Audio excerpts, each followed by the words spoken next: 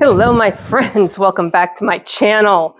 It is another round of show prep and grooming for our show goats. So I will be doing, hopefully, 4 videos to highlight how easy it is to do them once they are pre-groomed and ready to rock and roll. So you did not see Sock Monkey at the last round because I ran out of camera battery, microphone battery, everything. This should move faster for all of the goats. You're noticing I'm not even putting the rail up on that side because I'm going to head right back to that side because it's only been a week since they were fully brushed out. Every knot, every tangle, every aspect of their coat has been washed, groomed, combed, conditioned. We're going to run through the entire routine with each goat again. So brush, wash, condition, comb, spray is essentially it. But there really shouldn't be any knots or anything to work through. It's all fairly surface dirt. And so we should move a little bit quicker. So I'll apologize in advance, or not really in advance since I didn't apologize earlier. If you're hearing snortling or sniffing running around, that is Hugo the Bulldog, who is snortling up the barn floor. The little dogs are back in the barn and they are ready to rock and roll. They are thrilled to be back in the barn, and the reason that they're able to be back in the barn is because Sophie has conquered her intrusive thoughts about chasing the birds. Not sure what got into her with that, but she had become relentless at chasing the birds, and not like she can't get to them, right? So she was chasing the little birds in the grow out pen and essentially just running herself in circles around the pen, barking her fool head off at the birds. She can't get in, she can't reach them, she can't hurt them, but she can make them stressed. That was certainly happening, right? And she can run herself to the point of exhaustion, which she was doing. There were a couple of times I couldn't even get her to come away from the area, right? Like I tried to call her as I would normally and tell her, let's go home. And she would look at me and go, yeah, no, I'm having fun here. And then I would give her another few minutes and she would continue for literal hours. And that was completely unacceptable for both the birds and her. And, you know, she's an old, she's not old, but she's an older dog. She's 11 now. Hopefully that's only middle-aged for her, but probably not the best thing to do to run herself into full-on exhaustion. So she's managed to conquer whatever that desire was, and now they are allowed back at the barn. It's an absolutely gorgeous fall day. I needed to wait a little bit to bring them down and get this all set up because it was a little bit chillier this morning than normal. It was in the high 40s, low 50s this morning, probably closer to the low 50s. And so I just wanted it to get a little bit warmer, let the sun come up a little bit more before I started making wet goats. They're fine temperature-wise. Their coat actually dries extremely quickly, and they don't spend a whole lot of time in the pasture wet. In fact, usually the first one I do is dry before I'm finished with the second one, which is cool. I wish my hair would dry that fast. It does not. But yeah, you know, if I don't have to make them sopping wet in 50-degree weather, and I can give them, you know, 60 degrees, which we're closing in on. We're probably at 55, 56 right now, and it'll be 60 by the time I'm done with everybody. Then I feel a little bit more comfortable. I have done goat baths in even colder weather. So, you know, are they fine? Yes. Do I personify it a bit and think it must be uncomfortable? Yes. I mean, they certainly can't tell me, but they don't project any implications from the colder weather. We use warm water, as you know, but at the same time, I don't know, I wouldn't want to be having a bath outside if the weather is 40 degrees. So, you know, if I don't have to do that to them, I won't. As I run through the rest of the herd after this weekend show, I will be doing probably more goats in a weekend than I normally do, very similar to these guys where I'm doing 4 at a time, just so that I don't run the risk of running into a really bad cold snap. Because they're not show goats, they don't require baths, but at the same time, it's nice. You know what? It's nice to be clean for 10 seconds, and that's about what it lasts. And with the bucks in rut, I do like to give them a bath and get all that urine off of them. Again, is it necessary? It is not necessary.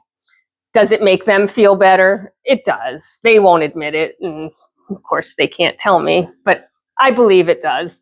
And so, yeah, I want to get them all bathed before the end of fall in New Jersey, which fall in New Jersey has started officially, right? We finally hit that. If you've seen my last couple of videos, we're seeing color change. The weather has changed. I mean, 2 days ago, it was 80 degrees. So we're literally just hitting fall, and it is entirely possible that in the next 3 weeks, we could transition to winter weather. It won't stay. We'll still bounce back and forth between fall and winter, but I don't want to get caught up where it is too cold to bathe the goats, so I will be running through the rest of the herd as fast as I possibly can. Meanwhile, it is a Thursday afternoon on an absolutely gorgeous fall day. It's a little windy, but I can take that. It's actually kind of still a little chilly for me with short sleeves and lightweight pants, but I'm okay with that, and I figure that's a good tester for me, right? If I'm sopping wet, because I do get absolutely saturated by the time I'm done grooming goats, and not shivering, then the goats are fine. All kind of part of my personal watermarks for how I manage this. So we're going to switch over to the other side now. She has been washed and conditioner is in. I've combed the conditioner through, which I did not do on her on the first grooms. The first grooms, I put the conditioner on and then just kind of leave it. Second grooms, I'm combing the conditioner through. I'm getting it, you know, onto every last bit of her coat, really in anticipation and prep for the judges looking at them. So it is, like I said, Thursday afternoon. We'll be loading the trailer and getting on the road Friday. We will be at the showgrounds Friday night. Once we're at the showgrounds, we get everybody unloaded. We, of course, socialize with all the other breeders that we haven't seen in such a long time. We stay connected on Facebook and social media, but it's not the same. I am also bringing some soap with me. It's not going to be my full inventory like I do for a market. I just don't get the kind of response, but there are some folks who have been supporting me from the beginning and have asked to get an opportunity to support me again, and who am I to say no? Every bit is certainly appreciated, and, you know, it's lovely when I can send a few soaps home with some of my breeder friends as well. There is nothing going on at the fairgrounds. So Friday night is really just arrival setup. A lot of the breeders will arrive Thursday because they do grooming there at the fairgrounds, and they'll spend the day Friday grooming their goats. I guess we're out of shampoo. That's why I have another bottle. So they will spend Friday, you know, all day grooming their goats at the fairgrounds. I don't do that because I get to work on Friday. So we'll get there Friday night, right around dinner time, probably, maybe a little bit later. We'll get the goats settled into their stalls. Now, from a stall perspective, we do practice biosecurity. So we will put down tarps on the ground, put fresh, brand new bedding, which is kind of a little bit of a waste, but it happens, in each stall.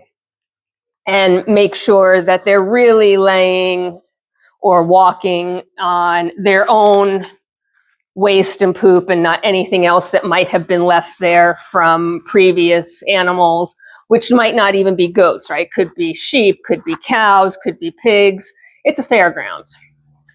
Using the fresh bedding really does protect them from most of it because, then they don't dig through their bedding, right? So you're kind of covering the bottom, and the tarp helps. It's not great because it slides and it's not perfect, but it's better than nothing. And then the hope, of course, is that all of your breeders and next door neighbors and stalls that touch yours have practiced solid biosecurity with their herds. And in our case, I know they have, right? That's the beauty of this breed right now, is it's still so small. I know all the breeders. I know their practices. I know exactly how they run their herds. I know, what their farms look like, right? We've talked about management practices and management styles. We've shared tips and tricks. We've shared, some of the lessons that we've learned over the years. And all of those things happen when you're together at a show, right? Because you're talking about your goats and you're listening to the judges, and those conversations start to happen naturally. I know, girlfriend, you don't like it at all. So, am I worried? Absolutely not. Have things happened at shows? Of course. And when you get into breeds that are much larger scale, meaning that there's many more farms, many more animals, a lot of the dairy breeds, for example, that are very popular, you can't know the husbandry of all the breeders. And when you go to a show, you don't know who you're going to be situated next to, because it's just like any area or any concert or whatever. You get assigned seating. So you don't know who you're going to be situated next to, how those animals have been maintained. Biosecurity becomes a much more significant concern than it is at our shows. The other thing about our shows is we don't tend to do them. That's really funny. Let me stop for a second. So did you see her collapse? That is not a bad thing. And if you've ever washed a dog before, you may have noticed that your dog sometimes collapses if the water's too warm. It just relaxes their muscles so much that they sort of get jelly legs and fall down.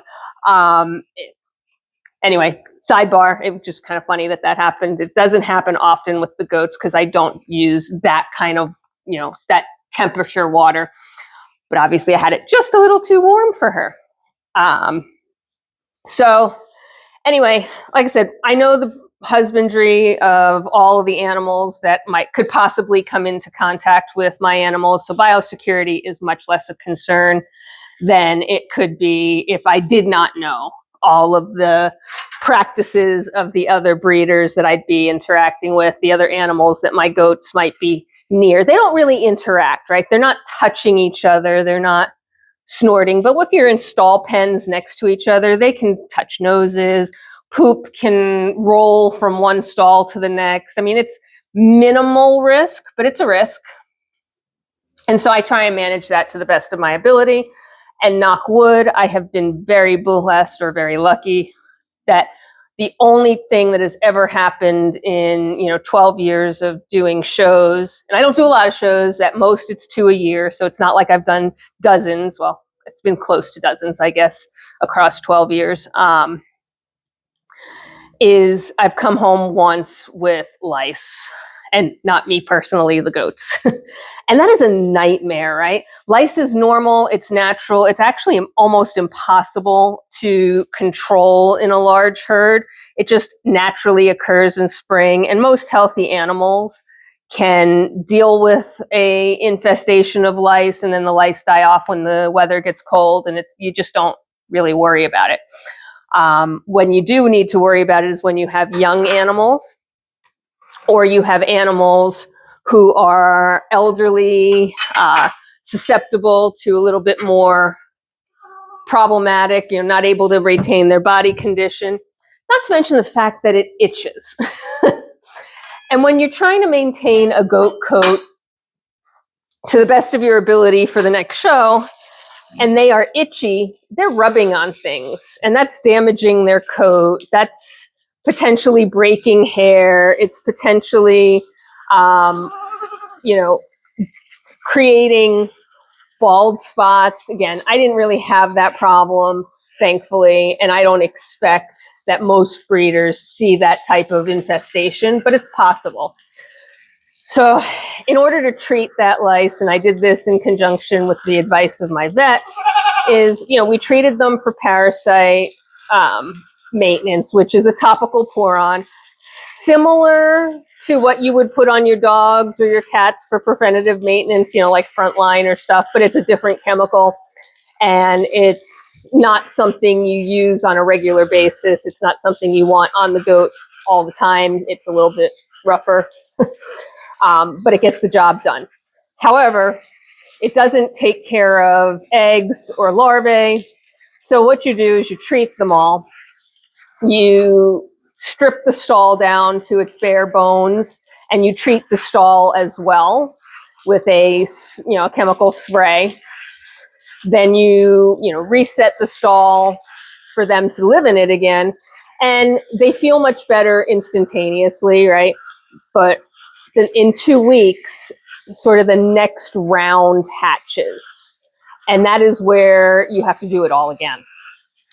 So topical on the goat, strip the stall down to its bare bones, chemically treat the stall, wash bowls, all that fun stuff, buckets, etc. And that is where, it becomes a lot of extra work because you're treating all the animals at once. The other thing we needed to do is we actually had to treat the donkeys at the same time. Lice are species specific. They do not, they don't infest other animals. They are very species specific, right? So chicken lice will not go and infest goats, and donkey lice won't infest goats, and goat lice won't infest dogs, or people. So it's interesting. They're very species specific, but if you are treating and they're getting sick and dying off, right? Lice, just like everything else, have a instinct to preserve their life. So they will and can jump to the donkey and sort of live on the donkey for a day or two and then go back to the goats. It would be a much smaller population that would actually manage to get through that, but then you're creating, sort of like evolution, right? You start to create a super species of lice that knows what to do, and that would be bad. So we treat the donkeys to not really help the donkeys, but to prevent lice from migrating onto the donkeys for that short preservation period, and then they migrate back to the goats, and then you're starting all over again, which would stink. Thankfully, again, we did it right. We did it with the advice of our vet and the expertise that we had access to. And after the second treatment, we have never seen lice again.